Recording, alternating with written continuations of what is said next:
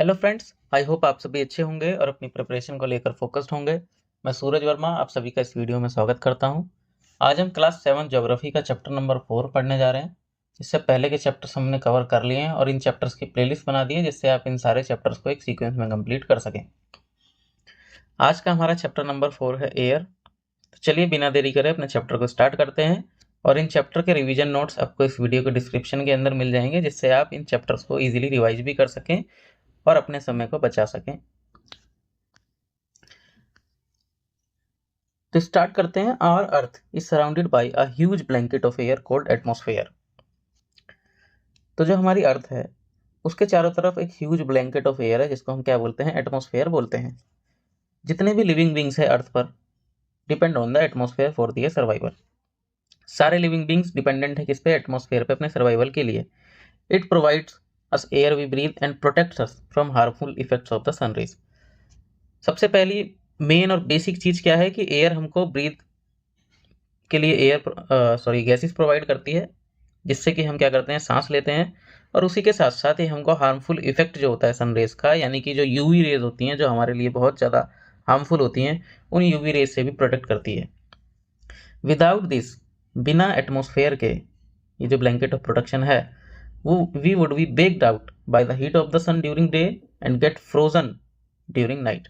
अगर ये एटमॉस्फेयर ना हो तो जब दिन का समय होता है तो उस टाइम सनरेज जब आती हैं सरफेस पर अर्थ के, तो अगर ये एटमॉस्फेयर नहीं होता तो दिन के अंदर तो हम एकदम जल जाते गर्मी के कारण, और रात के टाइम बिल्कुल बर्फ की तरह जम जाते। तो कुल मिला के लाइफ पॉसिबल नहीं होती अगर एटमॉस्फेयर जो है वो प्रेजेंट नहीं होता अर्थ के ऊपर।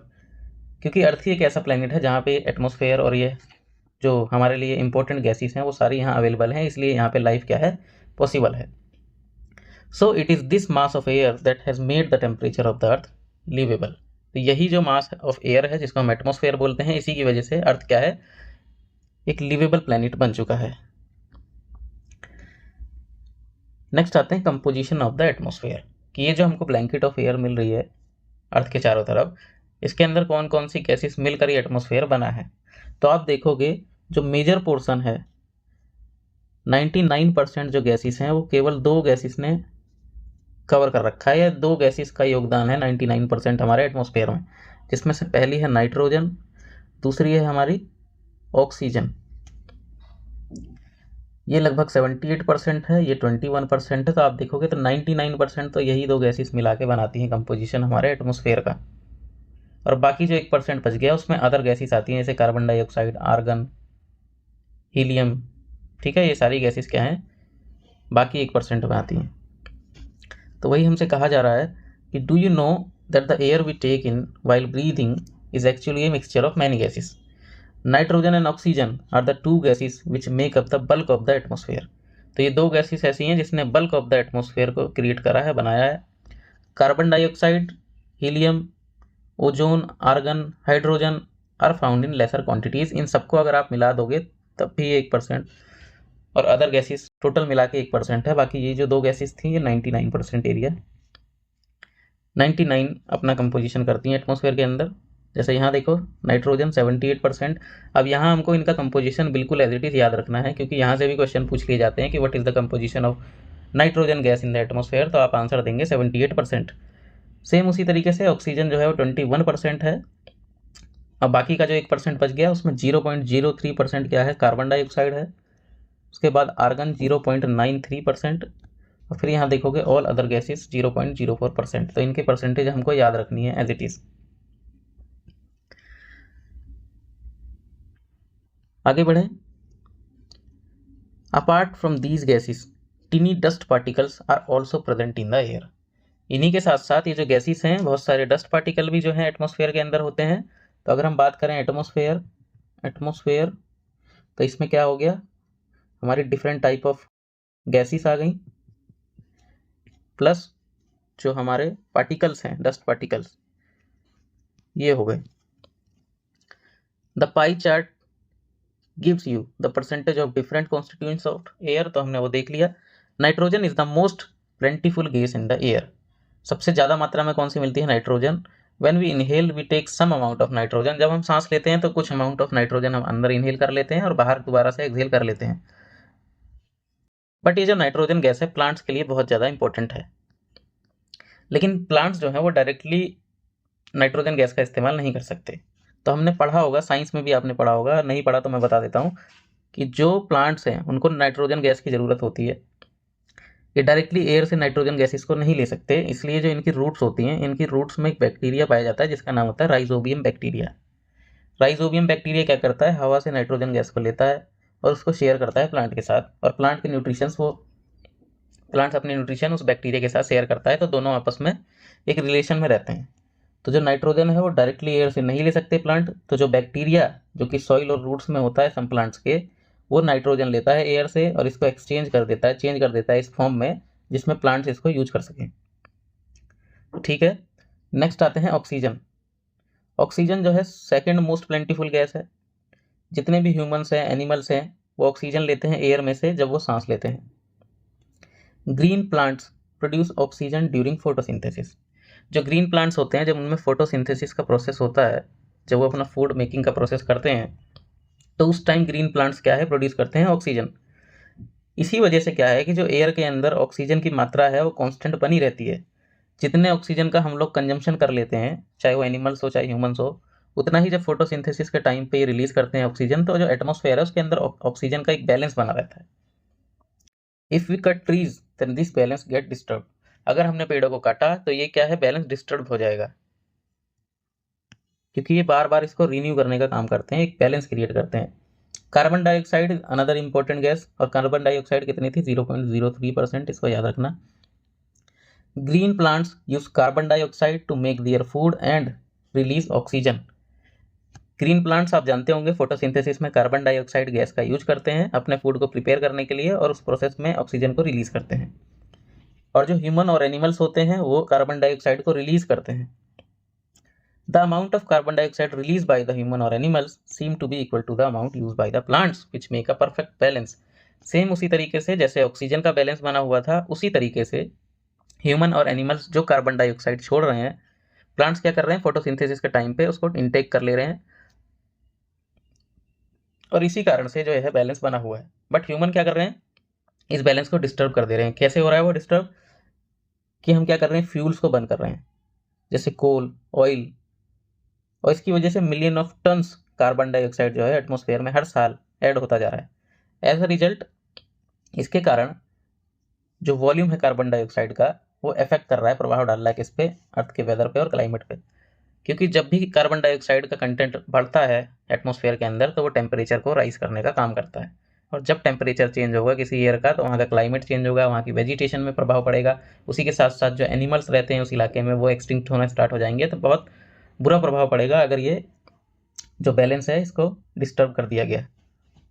इसीलिए हम ग्रीन फ्यूल्स का यूज करने की कोशिश कर रहे हैं, ऐसे फ्यूल्स का यूज करने की कोशिश कर रहे हैं जिससे कि पोल्यूशन बहुत कम हो। अब यहाँ एक स्लाइड थी, पहले उसको पढ़ेंगे फिर हम आगे बढ़ेंगे। यहाँ एक डू यू नो सेक्शन दिया है, क्योंकि देखो एग्जाम्स में यहीं से ही सवाल पूछ लेता है जो हम छोड़ के चले जाते हैं। तो यहाँ कहा जा रहा है कार्बन डाइऑक्साइड जो एटमॉस्फेयर में रिलीज होती है वो एक ग्रीन हाउस इफेक्ट क्रिएट करती है by trapping the heat radiated from the earth. It is therefore called a green house gas. अब यहाँ पे ये बात लिखी है कि जो कार्बन डाइऑक्साइड गैस है वो ग्रीन हाउस इफेक्ट बनाती है। अब ये ग्रीन हाउस इफेक्ट क्या है, तो ये समझो जो ग्रीन हाउस होता है ना, ये कांच के मकान होते हैं, ऐसे समझ लो। जो ठंडे इलाके होते हैं, जो वहाँ पे जो लोग खेती करते हैं वो इसका यूज करते हैं कि कांच का एक बड़ा सा इन्होंने रूम बना दिया, इसके अंदर इन्होंने प्लांट्स ग्रो कर दिए, तो जब धूप पड़ती है इनके ऊपर तो कांच के अंदर धूप एंटर तो कर जाती है, जो सन रेज हैं, हीट है वो एंटर तो कर जाती है कांच के अंदर, और अंदर का टेम्परेचर जो है वो बढ़ जाता है, और वापसी क्योंकि नहीं जा पाती, ट्रैप हो जाती हैं, और उस वजह से अंदर का टेम्परेचर जो है बहुत ज़्यादा बढ़ जाता है बाहर के मुकाबले। तो इसी को बोलते हैं ग्रीन हाउस इफेक्ट। जिस तरीके से आपने देखा होगा, अगर आप कार के अंदर बैठे हैं या आपने कार कहीं धूप में खड़ी कर दी, अब होगा क्या कि कुछ देर में जब उस कार की जो विंड शील्ड है वहाँ से जब धूप रेगुलरली पड़ती रहेगी, तो आप देखोगे कि जब आप थोड़ी देर बाद उस कार का डोर खोलेंगे तो आपको महसूस होगा कि अंदर का टेम्परेचर जो है बाहर के टेम्परेचर के मुकाबले कई गुना बढ़ गया है।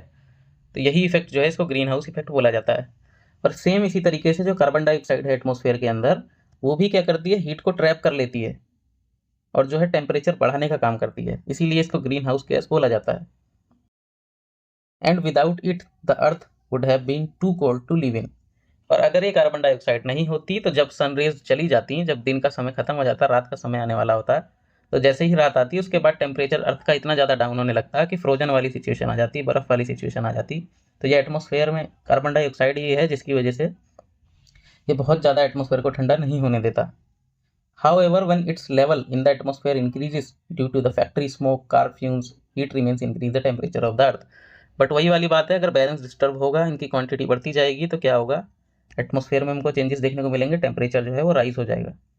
और इसी को बोलते हैं ग्लोबल वार्मिंग। ग्लोबल वार्मिंग का मतलब क्या है, पूरे अर्थ के ऊपर देखोगे या कहीं भी जो टेम्परेचर है वो नॉर्मल टेम्परेचर से बढ़ता जा रहा है। क्यों? क्योंकि हम कार्बन डाइऑक्साइड का जो है ज़्यादा प्रोडक्शन कर रहे हैं। This rise in temperature cause the snow in the coldest part of the world to melt. अब इसकी वजह से होता क्या है कि जो स्नो वाले एरियाज हैं वहाँ पे, क्योंकि टेम्परेचर बढ़ रहा है, ग्लोबल वार्मिंग बढ़ रही है, इसकी वजह से जो कोल्डर एरियाज हैं वहाँ के स्नो जो है मेल्ट होते जा रहे हैं। अब जब स्नो मेल्ट होंगे तो वो पानी में कन्वर्ट होंगे, और वही पानी कहाँ जाएगा, समुद्र के अंदर, सी में जाएगा। अब उसकी वजह से सी लेवल जो है वो बढ़ता जा रहा है, उसकी वजह से फ्लडिंग एरियाज डेवलप हो रहे हैं, कोस्टल एरियाज में फ्लड की सिचुएशन आ रही है, क्योंकि बर्फ जल्दी जल्दी पिघल रही है। जो उसका नॉर्मल रेट था पिघलने का, उससे ज़्यादा स्पीड में क्या कर रही है, बर्फ पिघलना स्टार्ट कर दिया है। अब वो सारा पानी क्या है, जो सी लेवल है उसको राइज करने की वजह से कोस्टल एरियाज में हमको फ्लड देखने को मिलती है। देयर में भी drastic change in the climate, और उसी के साथ साथ क्लाइमेट में भी चेंजेस देखने को मिलेंगे। और उसकी वजह से होगा क्या कि बहुत सारे जो प्लांट्स हैं जो उस एरियाज में रहा करते थे वो एक्सटिंक्ट हो जाएंगे, एनिमल्स जो हैं वो लंबे समय तक जीवित नहीं रह पाएंगे। तो ये बहुत सारे हार्मफुल इम्पैक्ट है किसके, ग्लोबल वार्मिंग के। आगे बढ़ते हैं, एक और सेक्शन है डू यू नो का। व्हेन एयर इज हीटेड, जब एयर हीट होती है, it expand and becomes lighter and goes up. जब हवा जो है, एयर जो है वो गर्म होती है तो वो एक्सपैंड करती है, उसके पार्टिकल्स जो हैं वो दूर दूर हो जाते हैं और ये हल्की होकर ऊपर उठने लगती है। कोल्ड एयर जो है वो डेंस होती है, इसके पार्टिकल्स और पास पास होते हैं, ऐसे समझ लो, और हैवी होती है, इसलिए वो सिंक करती है नीचे की तरफ। When hot air rises, cold air from surrounding areas rushes the air to fill in the gap. This is how air circulation takes place. अब देखो होता क्या है कि जो गर्म हवा है वो हल्की होती है तो वो ऊपर उठने की कोशिश करती है, और जैसे ये एरिया है यहाँ से हवा ऊपर उठी तो यहाँ वैक्यूम तो क्रिएट होगा नहीं, यहाँ पे कोई और एयर होगी जो इस जगह को फिल करने की कोशिश करेगी। तो जब ये गर्म हवाएं ऊपर उठती हैं तो जो ठंडी हवाएं होती हैं, कोल्ड एयर होती है, वो इसकी जगह लेने के लिए क्या करती है, मूव करती है। तो इसी तरीके से देखोगे एयर सर्कुलेशन काम करता है, गर्म हवा ऊपर उठी, ठंडी हवा उसको जगह लेने की कोशिश करेगी, और यही एक साइकिल चलता रहता है। इस वजह से हमको जो है एयर मूव करती हुई दिखती है, जिसको हम विंड बोलते हैं। नेक्स्ट आगे बढ़ते हैं, स्ट्रक्चर ऑफ द एटमॉस्फेयर। अब हमको डिफरेंट टाइप ऑफ लेयर्स के बारे में पढ़ना है कि जो एटमॉस्फेयर की लेयर्स हैं अर्थ की सरफेस के ऊपर, जैसे अर्थ है तो यहाँ पे डिफरेंट टाइप ऑफ लेयर्स हैं एटमॉस्फेयर की, इनको हम 1 बाय 1 पढ़ेंगे। Our atmosphere is divided into 5 layers started from the earth's surface. तो हमारा जो पूरा एटमॉस्फेयर है इसको 5 पार्ट्स में डिवाइड करा गया है। अर्थ की सरफेस से अगर हम स्टार्ट करें तो सबसे पहली लेयर ट्रोपोस्फेयर, उसके बाद स्ट्रेटोस्फेयर, फिर मीजोस्फेयर, नेक्स्ट थर्मोस्फेयर, और लास्ट क्या है, एक्सोस्फेयर। तो ये 5 लेयर जो हैं ये अर्थ की सरफेस से, इनके बारे में हमको पढ़ना है। तो सबसे पहला आते हैं ट्रोपोस्फेयर। एक बार इस इमेज को देख लो आप कि ये सबसे नीचे क्या है, अर्थ का सरफेस है। सबसे पहली लेयर ट्रोपोस्फेयर, दूसरी स्ट्रेटोस्फेयर, थर्ड हमारी क्या है, मीजोस्फेयर, फोर्थ क्या है, थर्मोस्फेयर, और लास्ट क्या है, एक्सोस्फेयर। अब 1 बाय 1 इनके बारे में हम पढ़ेंगे। तो सबसे पहला troposphere. This layer is the most important layer of the atmosphere. ये सबसे ज़्यादा इंपॉर्टेंट लेयर है एटमॉस्फेयर की। क्यों? क्योंकि जितनी भी वेदर फेनोमेना है, रेनफॉल है, फॉग है, हेल स्टॉर्म है, ये सारी कंडीशंस हमको इसी पे मिलती हैं। और हम लोग कहाँ रहते हैं, हम ट्रोपोस्फेयर के अंदर ही तो रहते हैं। It's average height is 13 kilometre, यानी कि जो अर्थ का सरफेस है वहाँ से कहाँ तक, लगभग 13 किलोमीटर तक क्या है, ट्रोपोस्फेयर है। The air we breathe exist here, almost all the weather phenomena like rainfall, fog and hail storm occurs in this layer. तो सारी वेदर लाइक फेनोमेना जो होते हैं वो सारे ट्रोपोस्फेयर के अंदर ही होते हैं। इसकी हाइट याद रखनी है 13 किलोमीटर, और इंपॉर्टेंट लेयर है एटमॉस्फेयर की। नेक्स्ट आते हैं stratosphere. Above the troposphere lies the stratosphere, it extends up to the height of 50 kilometre. तो इसकी हाइट कितनी है, लगभग 50 किलोमीटर तक है। This layer is almost free from clouds and associated weather phenomena. अब ये जो अर्थ का सरफेस है इसके ऊपर पहले आ गया ट्रोपोस्फेयर, उसके बाद हमारा क्या है, स्ट्रेटोस्फेयर। तो ट्रोपोस्फेयर जो है, यहाँ पे तो सारी वेदर कंडीशंस होती है, यहाँ पे क्लाउड्स वगैरह हैं, यहाँ पे रेनफॉल होगी, है ना। लेकिन जो स्ट्रेटोस्फेयर है, यहाँ पे क्लाउड्स वगैरह नहीं है, यहाँ पे एकदम क्लियर स्काई है। इसलिए जो एयरप्लेन्स वगैरह हैं वो यहीं पे फ्लाई करते हैं, क्योंकि यहाँ पे बिल्कुल फेवरेबल कंडीशन है, यहाँ कोई वेदर कंडीशन है ही नहीं। तो यहाँ पे इन चीज़ों को ऑपरेट करना बहुत आसान हो जाता है। तो वही हमसे कहा जा रहा है कि ऑलमोस्ट फ्री है क्लाउड से, और एसोसिएटेड जो वेदर फेनोमेनास होते हैं वहाँ यहाँ पर बिल्कुल नहीं होते। इसलिए ऐसी कंडीशंस क्रिएट करता है जिससे कि जो फ्लाइंग एरोप्लेन है उनके लिए एक आइडियल सिचुएशन क्रिएट होती है। और one of the important feature of the stratosphere is the containing a layer of ozone gas. Stratosphere में हमको क्या क्या याद रखना है, देखो सबसे पहले इसकी हाइट कितनी है, लगभग 50 किलोमीटर तक। एरोप्लेन्स उड़ाने के लिए ये बहुत ज़्यादा आइडियल सिचुएशन है, यहाँ पे स्ट्रेटोस्फेयर पे ही एरोप्लेन्स वगैरह उड़ाए जाते हैं, फ्लाई करे जाते हैं। उसी के साथ साथ जो ओजोन लेयर है वो हमको कहाँ देखने को मिलती है, स्ट्रेटोस्फेयर के अंदर ही देखने को मिलती है। तो ये याद रखना, ओजोन और एरोप्लेन फ्लाइंग के लिए क्या है, स्ट्रेटोस्फेयर। यहाँ ट्रोपोपॉज जो लिखा है इसका मतलब ये है कि यहाँ पे ट्रोपोस्फेयर की हाइट खत्म हो गई है, वह स्ट्रेटोस्फेयर स्टार्ट हो गया। सेम यहाँ पे जब स्ट्रेटोस्फेयर खत्म होगा, मीजोस्फेयर स्टार्ट होगा, तो इसको स्ट्रेटोपोज बोलेंगे, ठीक है, यहाँ कन्फ्यूज मत होना। अब थर्ड आते हैं मीजोस्फेयर पे। This is the third layer of the atmosphere, it lies above the stratosphere. तो सेम स्ट्रेटोस्फेयर के ऊपर मीजोस्फेयर है, और इसकी हाइट है लगभग 80 किलोमीटर तक, 80 kilometre. Meteorites burn up in this layer on entering from the space. जो मीटियोराइट्स होते हैं वो अगर अर्थ के एटमोस्फेयर के अंदर एंटर करते हैं तो मीजोस्फेयर तक पहुंचते ही वो क्या होते हैं, जल जाते हैं, ख़त्म हो जाते हैं पूरी तरीके से। जो कि हमको, अगर हम उस टाइम पे अर्थ के ऊपर से देखें तो हमको ऐसा लगता है टूटता तारा जिसको हम बोलते हैं। तो वो वाला फेनोमेना कहाँ होता है, मीजोस्फेयर के अंदर। तो ये याद रखना, मीजो और मीटियोर, इस तरीके से याद रखना न्यूमोनिक्स बना के। नेक्स्ट आते हैं thermosphere. In thermosphere temperature rises very rapidly with increasing height. Thermosphere की एक मेन फीचर क्या है कि इसमें जैसे जैसे हाइट बढ़ती है ना तो टेम्परेचर बहुत तेजी से राइज होता है इसमें। Ionosphere is the part of this layer. Thermosphere में ही एक आयोनोस्फेयर जो है वो इसका पार्ट है। It extends between 80 to 400 kilometers. This layer helps in radio transmission. In fact, radio waves transmitted from the earth are reflected back to the earth by this layer. तो यहाँ से हमको समझ में आया कि जो थर्मोस्फेयर है उसमें एक लेयर पाई जाती है जिसको आयोनोस्फेयर के नाम से जानते हैं। आयोनोस्फेयर क्या करती है, जो रेडियो वेव्स अर्थ के ऊपर से ट्रांसमिट करी जाती है उनको रिफ्लेक्ट बैक करती है, जिससे कम्युनिकेशन जो है वो पॉसिबल हो पाता है। लास्ट जो लेयर है हमारी वो है exosphere. The upper most layer of the atmosphere is known as exosphere. This layer has very thin air, light gases like helium, hydrogen float into space from here. तो यहाँ याद रखना है कि यहाँ पे बहुत हल्की गैसेस पाई जाती हैं, जैसे हीलियम, हाइड्रोजन, जो कि स्पेस के अंदर फ्लोट करती रहती है। आई थिंक यहाँ से सारी बातें क्लियर होंगी। याद रखना, ट्रोपोस्फेयर सारी weather like condition, weather like phenomena, ये सारे यहाँ पे होंगे। स्ट्रेटोस्फेयर एरोप्लेन फ्लाइंग के लिए आइडियल कंडीशन, और ओजोन लेयर इस पे पाई जाती है। थर्ड, मीजोस्फेयर में जो मीटियोर्स आते हैं वो बर्न हो जाते हैं पूरी तरीके से। अगला है हमारा थर्मोस्फेयर, इसी में एक लेयर है जिसका नाम है आयोनोस्फेयर। और यहाँ पे क्या होता है कि जो रेडियो वेव्स हैं उनको रिफ्लेक्ट बैक कर देती है। और एक्सोस्फेयर के अंदर लाइट गैसेस पाई जाती हैं जैसे हाइड्रोजन और हीलियम। आगे बढ़े तो हमारा टॉपिक है वेदर एंड क्लाइमेट। अब हम समझेंगे वेदर क्या होता है और क्लाइमेट क्या होता है। तो इसको आप एक इजी से एग्जांपल से समझ सकते हैं कि आपने मनाली घूमने का प्लान बनाया। अब मनाली घूमने का आपने प्लान किस लिए बनाया कि आपने एक्सपेक्ट करा कि वहाँ का जो क्लाइमेट होता है वो कैसा होता है, ठंडा होता है, कूलर क्लाइमेट होता है, वहाँ का बढ़िया सा क्लाइमेट होता है, तो हम मनाली घूमने जाएंगे। बट जब आप वहाँ पहुँचते हैं तो आप देखते हैं वहाँ तो बहुत तेज धूप निकली है और बहुत गर्मी हो रही है वहाँ पे। तो यहाँ पे हुआ क्या कि जो आपने एक्सपेक्ट करा वो क्या था, क्लाइमेट था। बट व्हाट यू गेट, जो आपको मिला वो क्या था, वेदर। या दूसरी भाषा में समझिए कि आप अपने घर के अंदर बैठे हुए थे, बाहर आपने देखा कि बहुत तगड़ी धूप निकली है, बहुत सनी मौसम है। बट कुछ देर बाद आपने देखा कि बादलों की आवाज़ आई, हवाएं तेज चलने लगी और एकदम से बारिश स्टार्ट हो गई। तो ये हुआ क्या कि सुबह के टाइम क्या था, एकदम सनी मौसम था, धूप बहुत तेज थी, थोड़ी देर बाद क्या हुआ, बारिश होनी स्टार्ट हो गई। तो ये जो एटमॉस्फेयर के अंदर चेंजेस आए, ये जो शॉर्ट टर्म चेंजेस थे, इनको बोला जाता है वेदर। तो weather is the atmospheric changes on the short term basis और वहीं क्लाइमेट की बात करें तो किसी एरिया का जो वेदर होता है उसकी एवरेज निकाली जाती है for a long period of time, जैसे कि 25 से 30 साल एक मान लीजिए।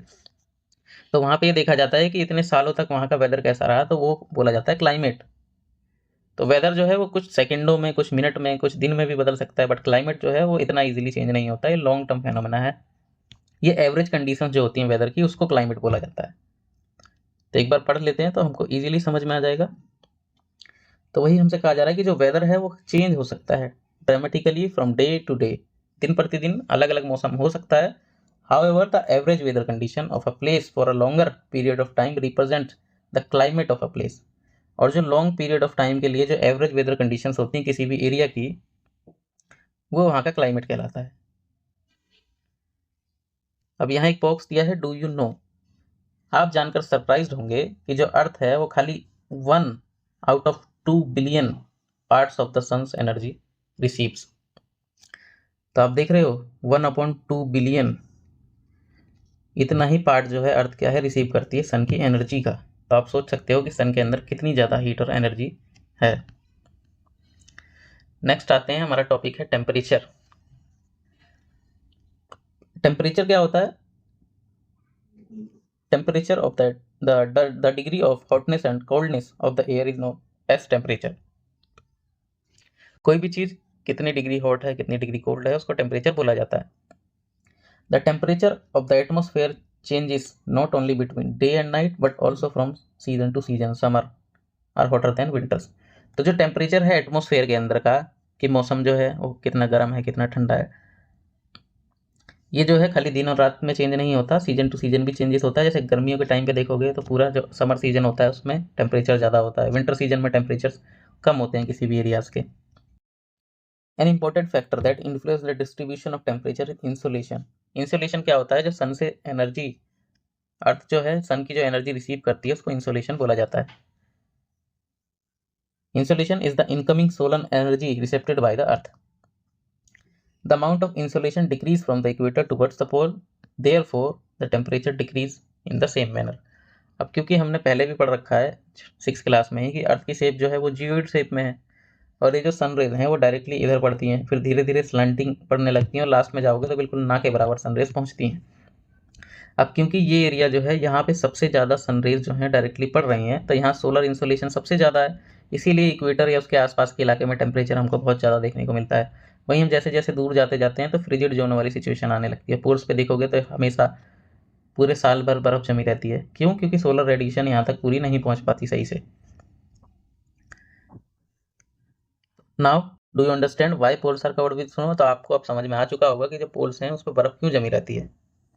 If the earth temperature rises too high it would become too warm for the crops to grow. अगर अर्थ का टेम्परेचर बहुत ज़्यादा हाई हो जाए और बहुत ज़्यादा वार्म हो जाए तो फिर क्रॉप्स को ग्रो करने के लिए हेल्प करता है। Temperature in cities is much higher than that of village. आप देखोगे कि गाँव के मुकाबले शहरों के अंदर गर्मी जो है वो ज़्यादा पड़ती है, ज़्यादा फील होती है, क्योंकि शहरों के अंदर जो कंक्रीट के वॉल्स होते हैं, मेटल्स यूज होता है बिल्डिंग के अंदर, एसफाल्ट का यूज जो होता है रोड्स को बनाने में, ये ड्यूरिंग डे टाइम पे हीट हो जाता है, और जब शाम का समय होता है, जब रात का समय होता है तो ये हीट क्या है रिलीज करते हैं। इस वजह से जो शहरी इलाके हैं, जो सिटीज़ हैं, वहाँ का टेम्परेचर गाँव के टेम्परेचर के मुकाबले ज़्यादा होता है। उसी के साथ साथ हाई राइज जो बिल्डिंग्स होती हैं क्राउडेड सिटीज़ के अंदर, वो वार्म एयर को ट्रैप कर लेती हैं और उसकी वजह से भी वहाँ का टेम्परेचर बढ़ने लगता है। तो यहाँ हमने क्या समझा कि जो सोलर इंसोलेशन होती है उसका किस तरीके से टेम्परेचर प्रभाव पड़ता है, कि जहाँ पे सोलर इंसोलेशन ज़्यादा होगी उन एरियाज़ का टेम्परेचर ज़्यादा होगा, जहाँ सोलर इंसोलेशन कम होगी वहाँ का टेम्परेचर जो है एरियाज़ का कम होता है। यहाँ देखिए the standard unit of measuring temperature is degree Celsius. तो ये याद रखना है कि टेम्परेचर को नापने का जो यूनिट है वो क्या है? Celsius. It was developed by Under Celsius, on the Celsius scale, the water freezes at 0 degree and boils at 100 degree. तो वही बात है, 100 डिग्री सेल्सियस पे पानी जो है बॉईल होना स्टार्ट हो जाता है और 0 डिग्री के बाद फ्रीज होना स्टार्ट हो जाता है। नेक्स्ट आते हैं air pressure. You will be surprised to know that air above us presses us with a great force of our on our body। ये अर्थ की सरफेस है, इस पे हम लोग खड़े हैं। ड्राइंग थोड़ी अच्छी नहीं है तो माफ करिएगा। ये जो एयर है ना एटमॉस्फेयर के अंदर, ये हमारे ऊपर जो है प्रेशर एक्सर्ट करती है। वही हमसे कहा जा रहा है कि एयर जो है वो प्रेशर लगाती है हमारी बॉडी के ऊपर। However we don't even feel it, और हम इसको फील नहीं कर पाते क्योंकि स्टार्टिंग से ही हमारी बॉडी क्या है, इस चीज़ को झेलने के लिए इसको तैयार हो जाती है। This is because of the air pressures us from all the direction on our body exert a counter pressure. तो जैसे ही ये प्रेशर हमारी बॉडी पे लगाती है चारों तरफ से, सेम उसी तरीके से हमारी बॉडी भी क्या करती है, उसको काउंटर अटैक करती है, एक काउंटर प्रेशर एक्सर्ट करती है body. Air pressure is defined as the pressure exerted by the weight of air on the earth surface. तो एयर प्रेशर का मतलब क्या होता है कि जो प्रेशर एक्सर्ट कर रही है एयर, उसका जो वेट है अर्थ सरफेस पे, उसको एयर प्रेशर बोला जाता है। As we go up the layers of atmosphere the pressure falls rapidly, यानी कि जो अर्थ का सरफेस है, यहाँ पे एयर का प्रेशर सबसे ज़्यादा होगा, और जैसे जैसे हम ऊपर जाते जाएंगे एयर का प्रेशर जो है वो कम होता जाता है। तभी आपने एक चीज़ नोटिस करी होगी कि जब लोग बहुत ऊंचे ऊंचे पहाड़ों के ऊपर जाते हैं तो उनकी नाक से खून निकलने लगता है या मुंह से खून निकलने लगता है। ऐसा क्यों होता है? क्योंकि नीचे जो एयर का प्रेशर है उसके हिसाब से हमारी बॉडी अडाप्ट कर चुकी है उसको काउंटर प्रेशर करने के लिए। हमारी बॉडी भी काउंटर क्या है, प्रेशर एक्सर्ट करती है। बट जब हम ऊपर जाते हैं, क्योंकि वहाँ का प्रेशर जो है, एयर प्रेशर वहाँ पे कम होता है, और हमारी बॉडी जो है वो उसी नीचे के हिसाब से अपनी जो है काउंटर प्रेशर को एक्सर्ट कर रही है, इसलिए हमको ये ऐसे फेनोमेना देखने को मिलते हैं, ऐसी कंडीशंस देखने को मिलती हैं। तो जैसे जैसे हम ऊपर जाते हैं प्रेशर जो है धीरे धीरे कम होता जाता है। The air pressure is highest at sea level, तो सी लेवल पे सबसे ज़्यादा हाईएस्ट होता है, और जैसे जैसे हम हाइट पे जाते हैं वो डिक्रीज होता जाता है। हॉरिजॉन्टली देखा जाए तो distribution of air pressure is influenced by temperature of air at a given place. In areas where temperature is high and air gets heated and rises, this created low pressure. Low pressure is associated with cloudy sky and wet weather. अब यहाँ हमसे क्या कहा गया है कि अभी हमने देखा वर्टिकली एयर प्रेशर के बारे में कि नीचे बॉटम में सी लेवल पे सबसे ज़्यादा एयर प्रेशर, हम जैसे जैसे ऊपर जाते जाएंगे एयर प्रेशर जो है डिक्रीज होता चला जाएगा। वर्टिकली समझ गए आप। अब बात करते हैं हॉरिजॉन्टली। हॉरिजॉन्टली भी ऐसा नहीं है कि हर जगह एक जैसा एयर प्रेशर है। कहीं पे जो हवाएं जो हैं वो गर्म होती हैं, गर्म होकर ऊपर उठती हैं, तो वहाँ पे लो टेम्परेचर क्रिएट हो जाता है। कहीं पे हाई टेम्परेचर होता है। और यहाँ पे समझने वाली बात यह है कि टेम्परेचर और एयर प्रेशर में अपोजिट रिलेशन होता है। जहाँ पे कम टेम्परेचर होगा वहाँ की हवाएं क्या होंगी, ठंडी होंगी और ज़्यादा डेंस होंगी। तो यहाँ पे क्या होगा, लो टेम्परेचर यानी कि ठंडा मौसम है, हवाएं कोल्ड हैं, डेंस हैं, तो यहाँ पे हाई प्रेशर वाली कंडीशन मिलेगी। और जहाँ पे हाई टेम्परेचर है यानी कि मौसम जो है वो वार्म है, गर्म है, लेस डेंस है, तो यहाँ पे हमको लो प्रेशर वाली कंडीशन मिलती है। अगर मोटा मोटा समझे तो क्या समझाना चाह रहा हूँ मैं, कि जहाँ भी लो टेम्परेचर होगा वहाँ पे हाई प्रेशर होगा, और जहाँ हाई टेम्परेचर होगा वहाँ पर लो प्रेशर होगा। ठीक है।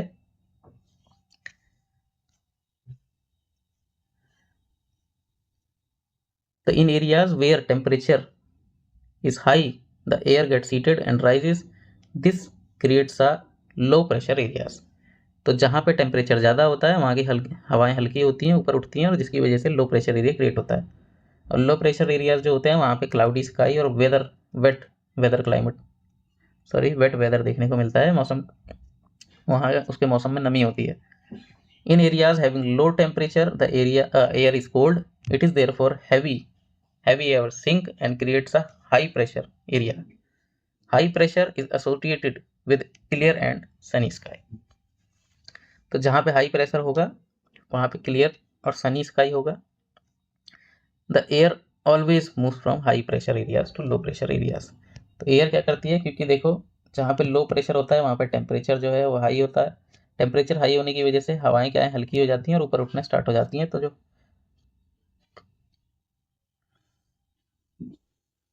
ठंडी हवाएं हैं उसकी जगह लेने की कोशिश करती हैं। इस तरीके से मूवमेंट होता है किसका, एयर का। लो प्रेशर ऊपर उठेगी, हाई प्रेशर जो है उसकी जगह लेने की कोशिश करेगी, जो हम पहले ही डिस्कस कर चुके हैं। नेक्स्ट हमारा टॉपिक है विंड। विंड जो है अभी हमने समझा कि movement of air from high pressure to low pressure is called wind. ये जो हाई प्रेशर से लो प्रेशर की तरफ जो हवाएं मूव करती हैं इसी को विंड बोला जाता है। अगर ये प्रेशर डिफरेंस ना हो तो एयर जो है वो एक ही जगह रुकी रहे, हमको महसूस ही नहीं होगा कि हवा चल रही है। तो ये क्योंकि टेम्परेचर प्रेशर का डिफरेंस होता है, इसकी वजह से हर एयर क्या करती है, मूव करती है, और इसी को विंड बोला जाता है। अब हम विंड के बारे में पढ़ेंगे। The movement of air from high pressure area to low pressure area is called wind. तो याद रखना हमेशा जो विंड है, हवा जो है, एयर, वो कहाँ से मूव करेगी? हाई प्रेशर से low pressure. You can see wind at work. आप जो है विंड को महसूस कर सकते हैं, कभी बहुत तेज होगी, कभी धीरे होगी। ये हमारे काम का नहीं है, आगे बढ़ते हैं। Winds can be broadly divided into 3 types. Wind को हम 3 टाइप्स में डिवाइड कर सकते हैं। उससे पहले ये बॉक्स पढ़ लेती हैं। A wind is named after the direction from which it blow. जो एयर होती है वो जिस जगह से चलती है उसी से उसका नाम पड़ता है। जैसे अगर ये वेस्ट से चल रही है तो इसको वेस्टर्लीज बोल देंगे, ईस्ट से चल रही है ईस्टर्लीज बोल देंगे। इस तरीके से जहाँ इसका ओरिजिन पॉइंट होता है वहाँ से चलती है। जैसे आप देखोगे, अगर हम इंडिया का एग्जांपल लें तो इंडिया में जब मानसून का टाइम आता है तो एयर इधर की तरफ से एंटर करती हैं। अब ये डायरेक्शन क्या है इंडिया के रिस्पेक्ट में? South west. तो जहाँ से इनका ओरिजिन हुआ साउथ वेस्ट से, इसीलिए इसको साउथ वेस्ट मानसून बोला जाता है जो इंडिया के अंदर आता है। तो वही हमसे कहा जा रहा है कि अगर कोई हवा, कोई जो विंड है वो वेस्ट से उसका ओरिजिन है तो उसको वेस्टर्ली बोला जाएगा। और एक बॉक्स हमने यहाँ छोड़ दिया था, ये वाला। On the moon there is no air. जब हम मून पे जाते हैं तो हमको पता लगता है कि वहाँ पे कोई एयर नहीं है, और जब एयर ही नहीं है तो एयर प्रेशर भी नहीं होगा। इसीलिए आपने देखा होगा कि जो एस्ट्रोनॉट होते हैं वो एक स्पेशल ड्रेस पहन कर जाते हैं। एक स्पेशल सूट होता है उनका, प्रोटेक्टिव स्पेस सूट, जिसके अंदर एयर भरी होती है जब वो मून के सरफेस पर उतरते हैं। If they did not wear these space suit, the counter pressure exerted by the body of the astronaut would make the blood vessel burst, the astronaut would bleed। तो वही हमसे कहा जा रहा है कि अगर इस सूट को ये ना पहने और बाहर निकल जाए तो होगा क्या कि हमारी बॉडी जो है वो काउंटर प्रेशर लगाएगी, बट बाहर से तो प्रेशर है ही नहीं। इसकी वजह से जो ब्लड वेसल्स हैं वो फट जाएंगी, खून बहने लगेगा। तो ऐसी सीरियस सिचुएशन हो सकती है वहाँ पे, और डेथ भी हो सकती है। तब 3 टाइप की विंड्स के बारे में पढ़ना है हमको। सबसे पहली है permanent wind. The trade winds, westerlies and easterlies, are the permanent winds. These blow constantly throughout the year in a particular direction. अब यहाँ समझना परमानेंट विंड्स क्या होती हैं। जैसे आपको नाम से ही पता लग रहा होगा, परमानेंट। परमानेंट का मतलब होता है जो हमेशा के लिए रहे। तो ये कुछ ऐसी विंड्स हैं जो पूरी अर्थ के ऊपर पूरे साल के 365 दिन चलती रहती हैं। अब क्यों चलती हैं? क्योंकि जो अर्थ है ना उसके ऊपर अलग अलग जो प्रेशर बेल्ट्स हैं। जैसे इक्वेटोरियल रीजन में आपको लो प्रेशर एरियाज देखने को मिलेगा, फिर यहाँ पे एक बेल्ट है जहाँ पे हाई प्रेशर है, फिर यहाँ पे लो प्रेशर है, और लास्ट में फिर दोबारा से क्या है? हाई प्रेशर वाला कंडीशन है। सेम उसी तरीके से यहाँ लो प्रेशर, फिर हाई प्रेशर, फिर लो प्रेशर, उसके बाद दोबारा से हाई प्रेशर।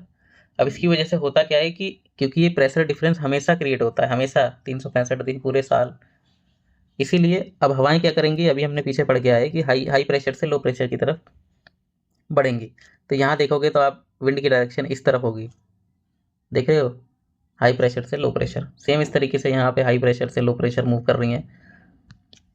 ऊपर देखोगे तो यहाँ पे हाई प्रेशर था, यहाँ लो प्रेशर था, इसलिए यहाँ पे इनकी डायरेक्शन देखो अपोजिट हो गई है। सेम इसी तरीके से हाई से लो यहाँ पे चल रही हैं। तो ये पूरे साल ये हवाएं हमको चलती हुई दिखती हैं, इसीलिए इनको परमानेंट विंड्स बोला जाता है। अब जैसे इनका ओरिजिन क्या है, इसका नॉर्थ ईस्ट है तो इसको नॉर्थ ईस्ट ट्रेड विंड्स बोलते हैं। ये साउथ ईस्ट से डेवलप्ड होती हैं तो इसको साउथ ईस्ट ट्रेड विंड्स बोलेंगे। ठीक है, वेस्टर्लीज, ईस्टर्लीज, ये सारी क्या है? परमानेंट विंड्स का एग्जाम्पल है। और हायर क्लासेस में हम समझेंगे कि ये जो मूवमेंट है इसका, ये कर्वी क्यों है, ये सीधी क्यों नहीं जा रही ऊपर को, हाई प्रेशर से लो प्रेशर। तो कोरियोलिस फोर्स के बारे में अभी हमारे सिलेबस में इंपॉर्टेंट नहीं है, तो उसको हम अभी डिस्कस नहीं करेंगे, वो हायर क्लासेस में डिस्कस करेंगे, जहाँ मैं आपको ये पूरा डायग्राम बताऊंगा। आप खुद इस डायग्राम को बनाएंगे पूरे को, बिना कहीं देखे। नेक्स्ट आते हैं सीजनल विंड्स। तो याद रखना परमानेंट विंड्स में इनके नाम याद रखना, north east trade winds, south east trade winds, westerlies और ईस्टर्लीज, ये चारों किसका एग्जाम्पल हैं? परमानेंट विंड्स का। नेक्स्ट आते हैं seasonal winds. These winds change their direction in different seasons, for example monsoon in India. Seasonal winds क्या हैं? जो किसी एक स्पेसिफिक सीजन में एंटर करती हैं और इनकी डायरेक्शन चेंज होती रहती है। जैसे इंडिया में देखोगे जब मानसून भारत के अंदर एंटर करता है तो इसको साउथ वेस्ट मानसून बोलते हैं। जब ये एंटर करता है तो साउथ वेस्ट डायरेक्शन से इसका ओरिजिन होता है, इसलिए साउथ वेस्ट मानसून बोलते हैं। और जब ये वापसी जाता है तो इसकी मूवमेंट कुछ इस तरीके से बोलती है। तो ये क्या है? कुछ ऐसी विंड्स है जो कि एक स्पेसिफिक सीजन में चल रही हैं, इधर से इधर पहले चल रही हैं, फिर इधर से वापसी जा रही हैं। तो ये एक सीजनल विंड का एग्जाम्पल है। तो मानसून जो विंड्स हैं इंडिया के अंदर, वो एग्जाम्पल है सीजनल विंड्स का। अब कुछ विंड्स है जो लोकल विंड्स के नाम से जानी जाती हैं। और ये किसी particular period of the day, इस साल के बीच में ही आपको कुछ छोटे इलाके में देखने को मिलती हैं लोकल विंड्स। जैसे एग्जांपल के लिए लैंड और सी ब्रीज, जो कोस्टल एरियाज होते हैं समुद्र के आसपास, वहाँ पे हमको लैंड ब्रीज और सी ब्रीज वाली कंडीशंस मिलती हैं। और आपने सुना होगा कि जो प्लेन एरियाज हैं नदर्न इलाके में, जो नॉर्थ इंडिया के अंदर, वहाँ पे जो समर सीजन होता है उसमें एक ड्राई और हॉट विंड चलती है जिसको लू के नाम से जानते हैं। तो लू याद रखना, लू कहाँ पे चलती है? नॉर्थ इंडिया के अंदर। और लैंड और सी ब्रीज, ये सब इसका एग्जाम्पल है लोकल विंड्स का। तो आई थिंक ये तीनों विंड्स आपको क्लियर होंगी। परमानेंट विंड का मतलब जो पूरे साल चलती रहती हैं। इसमें कौन कौन सी आती है? ट्रेड विंड्स, वेस्टर्लीज और ईस्टर्लीज। सीजनल विंड्स क्या है? ये अपनी डायरेक्शन को चेंज करती रहती हैं सीजन के हिसाब से। लोकल विंड्स जो है वो किसी छोटे इलाके की विंड्स हैं जो कभी चलती हैं कभी नहीं चलती। अब यहाँ पे एक साइक्लोन के बारे में दिया हुआ है, ये आप पढ़ लेना। एक स्टोरी लिखी हुई है पूरी, किस तरीके से साइक्लोन आया था बंगाल के अंदर और बहुत ज़्यादा नुकसान हुआ। बंगाल नहीं, उड़ीसा, सॉरी। लास्ट हमारा टॉपिक है moisture. When water evaporates from land and different water bodies, जब वाटर इवापोरेट होता है, चाहे वो लैंड से इवापोरेट हो चाहे अलग अलग वाटर बॉडीज से इवापोरेट हो, तो ये वाटर वेपर्स में कन्वर्ट हो जाता है। Moisture in the air at any time is known as humidity. तो ये जो एयर के अंदर मॉइस्चर होता है इसको बोलते हैं humidity. When the air is full of water vapour we call it a humid day. तो जब जो हमारा एटमॉस्फेयर के अंदर एयर है उसके अंदर वाटर वेपर्स की मात्रा पूरी होगी, या कह सकते हैं सेचुरेटेड फॉर्म में होगी एयर, तो उसको बोलेंगे humid day. As the air gets warmed its capacity to hold the water vapour increases. हवा जैसे जैसे गर्म होती है तो उसकी होल्ड करने की कैपेसिटी बढ़ती जाती है, पानी को होल्ड करने की। And so it become more and more humid. इस वजह से बहुत ज़्यादा ह्यूमिडिटी हमको कंडीशन देखने को मिलती है। On a humid day clothes take longer to dry and sweat from our body does not evaporate easily, making us feel very uncomfortable. अब ह्यूमिड डे में होता क्या है, क्योंकि ऑलरेडी एयर के अंदर जो वाटर वेपर्स थे वो पूरी तरीके से उसको कवर कर चुके हैं। 100% जो है, जो एयर के अंदर है वाटर वेपर्स जो है वो फिल्ड है। इसकी वजह से होता क्या है कि जो क्लॉथ है वो जल्दी नहीं सूखते। उसी के साथ साथ अगर आपकी बॉडी पर पसीना आता है, जो स्वेट होता है वो जल्दी नहीं सूखता। When the water vapor rises, it's starting cooling. जब ये जो वाटर वेपर्स बने हैं, ये जब ऊपर की तरफ जाते हैं, क्योंकि ऊपर जाते ही टेम्परेचर कम होने लगता है, तो ऊपर जाते जाते ये कंडेंस होना स्टार्ट हो जाते हैं,